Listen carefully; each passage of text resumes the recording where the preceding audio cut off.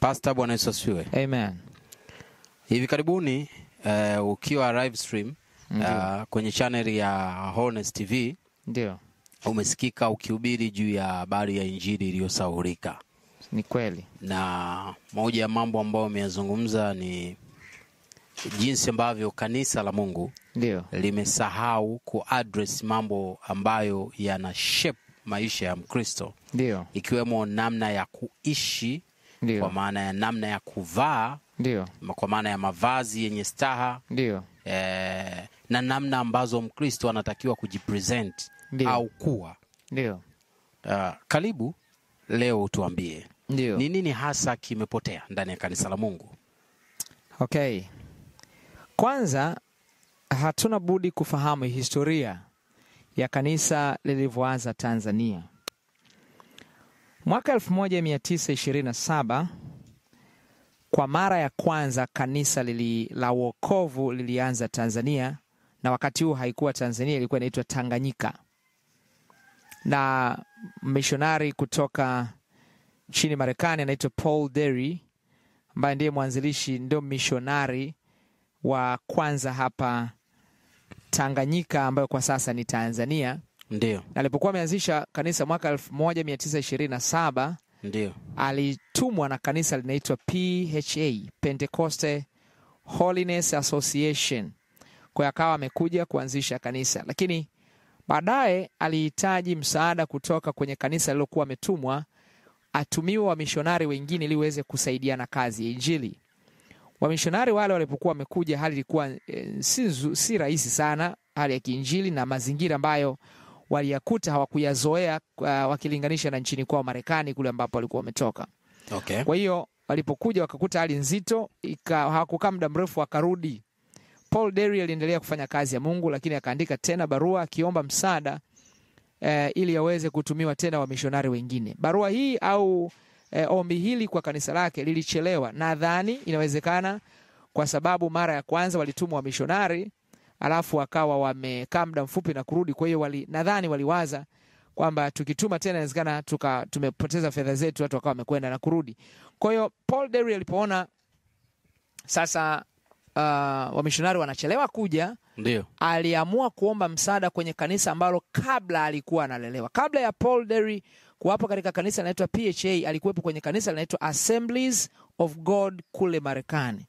Kwa hiyo akaomba msaada katika kanisa alilokuwa amelelewa kabla, lililoitwa Assemblies of God huko Marekani. Kwa Assemblies of God haraka wakaitikia wito wake, na katika kipindi ambapo anaomba msaada, aliomba msaada alafu akasafiri kwenda Marekani.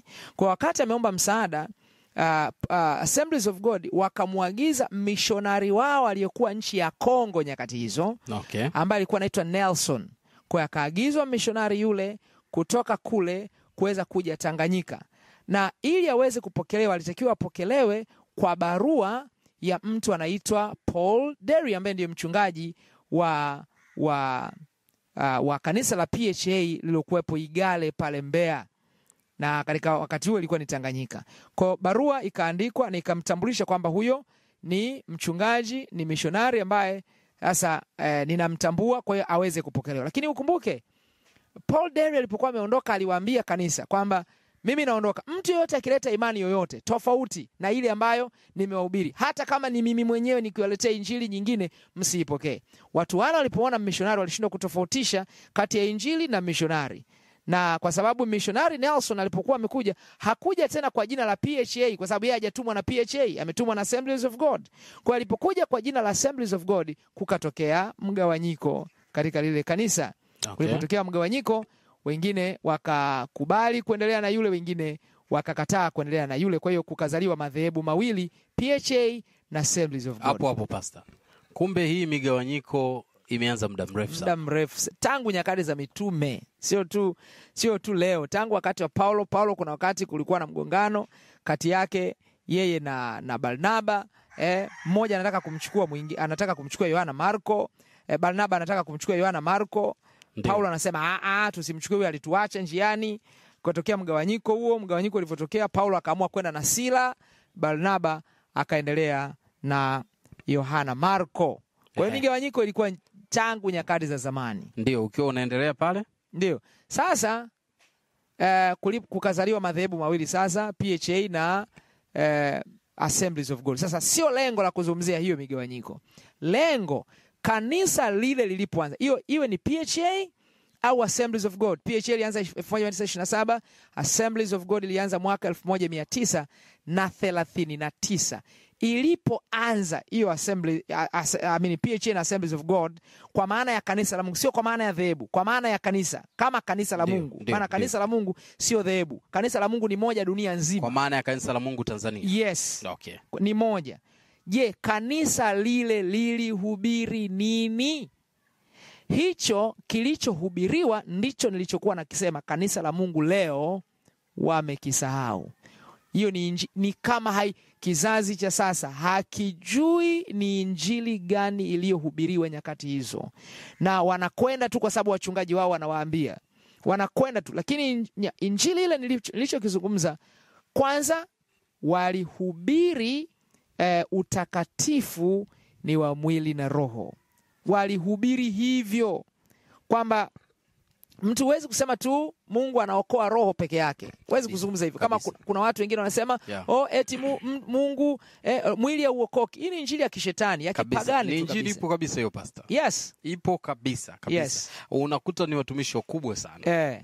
Wanafundisha watu ambao ndio waongofu wapya, na kwamba mwili wao uokoki. Hii ni ushetani. Yaani ukiona hivyo ujue mwenyewe mhubiri yule atakuwa anabaka kisiri. Sikilizeni maneno yangu, msiangalie matendo yako. Kwa nini tusifuate matendo yako? Ndio. Kwa nini tusifuate matendo yako? Yana nini? Paulo mtume anasemaje? Maangalie Paulo sasa. Je, alisemaga mfuate maneno yangu, msifuate matendo yangu? Msikilize Paulo ambaye anasema mimi nimekuwa kielelezo. Katika Wafilipi sura, Paulo mtume mwenyewe anasema Wafilipi sura ya 4 mstari, Filipi sura ya 3 kimsingi, sio sura ya 4, sura ya 3 mstari wa 12 labda mpaka mstari wa 16. Paulo anaeleza kwa lugha ya unyenyekevu pale mwanzo, lakini utaelewa tafsiri yake. Si kwamba nimekwisha kufika au nimekwisha kuwa mkamilifu, la, bali nakaza mwendo ili nipate kulishika lile ambalo kwa ajili yake nimeshikwa na Kristo Yesu. Ndugu, sijidhani nafsi yangu ya kwamba nimekwisha kushika, ila natenda neno moja tu, nikiyasahau yaliyo nyuma, nikiyachuchumilia yaliyo mbele, na kaza mwendo niifikirie mede ya thawabu ya mwito mkuu wa Mungu katika Kristo Yesu. Basi sisi, angalia mstari wa 15. Basi sisi tulio wakamilifu na tuwaze hayo, na hata mkiwaza mengine katika jambo lolote, Mungu atawafunulia hilo nalo. Lakini hapo tulipofika, na tuenende katika lilo hilo. Liko andiko moja jingine Paulo mtume anaeleza, anasema niangalieni mimi. Mstari wa 17 aba na kuendelea, anasema ndugu zangu mnifuate mimi. Unasikia maneno? Ndugu zangu mnifuate mimi. Ndio.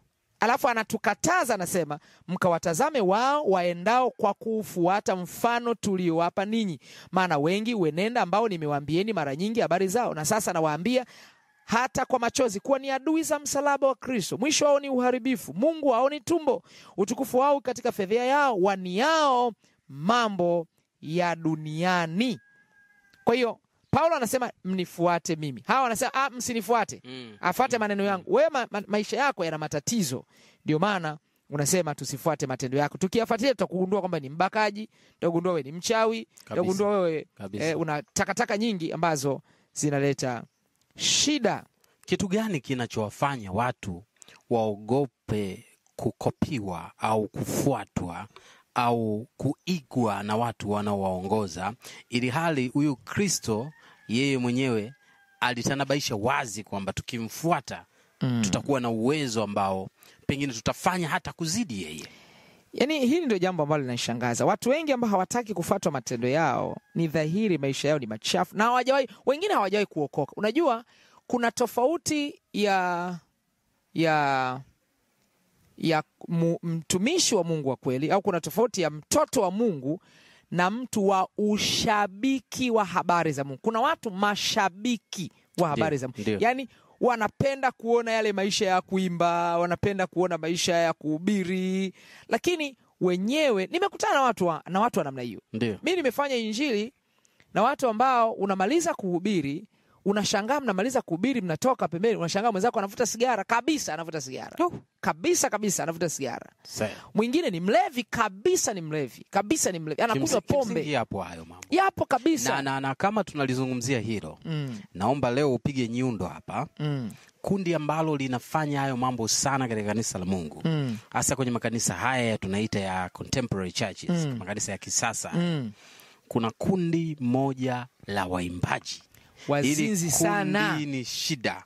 Kwanza kuna baadhi ya makanisa hivi leo unavyoongea na wewe, linawapiga vyombo ambao sio waliokoka kabisa. Wengine wanatoa FM Academy huko, wanatoa Sitwanga Papeta, wanakuja kupiga kanisani, wanawalipa pesa.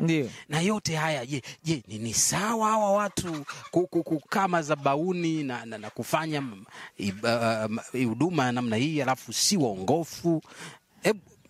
Biblia inaeleza ndio mtu asiye haki, yani mtu asiyeokoka, haruhusiwi kufanya kazi yoyote ya Mungu. Ndio. Zaburi sura ya 50 mstari wa 16. Bali mtu asiye haki, Mungu amwambia, una nini wewe kuitangaza sheria yangu na kuliweka agano langu kinywani mwako? Una nini? Kwa lugha nyingine, kwa nini unatangaza habari zangu wakati wewe sio mtu wa haki? Kwa sababu anasema una nini wewe? Una nini wewe usiye haki? Maana yake asiye haki haruhusiwi kutangaza habari za Kristo Yesu. Na utaona hata nyimbo zao, hawa ambao wanaimba muziki ya namna hiyo, nyimbo zao zinaitwa upuzi. Ndio. Nyimbo zao zinaitwa kelele mbele za Mungu. Ndio. Amosi sura ya 5 mstari wa 23. Amosi 5 mstari wa 23, Biblia inasema, niondoleeni kelele za nyimbo zenu, kwa maana sitaki kuzisikia sauti za vinanda vye